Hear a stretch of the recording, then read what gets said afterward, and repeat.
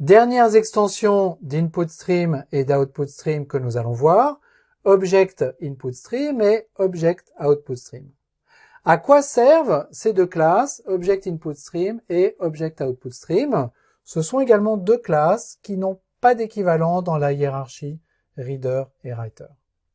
En fait, on va commencer par Object OutputStream. Cette classe a essentiellement une méthode qui va nous intéresser et qui s'appelle WriteObject.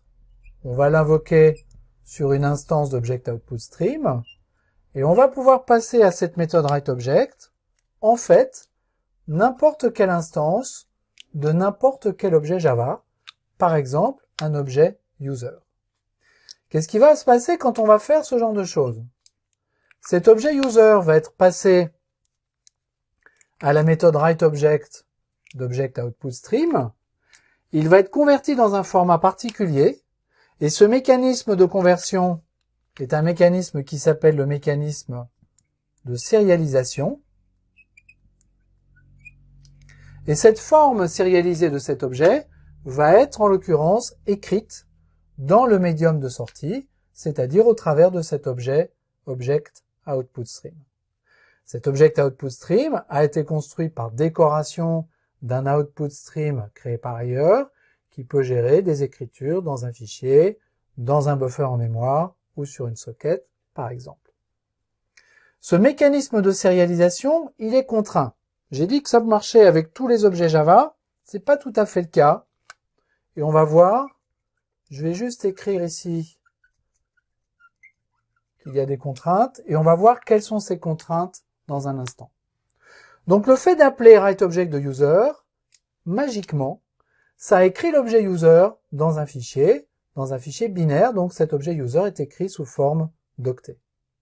Comment est-ce qu'on peut relire cet objet?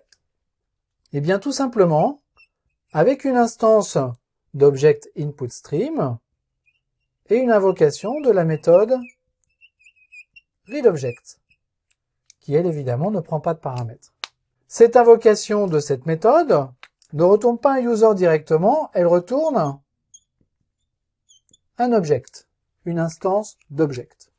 Donc pour récupérer notre objet user, il va falloir que l'on caste le retour de cette méthode et que l'on retourne le résultat dans une variable de type user que je vais appeler user. Donc un mécanisme d'écriture et un mécanisme de relecture particulièrement simple. En fait, toute la complexité est encapsulée à l'intérieur de cette méthode WriteObject pour l'écriture et readObject pour la lecture. Maintenant, on a quelques contraintes au niveau de la classe user qui sont ici.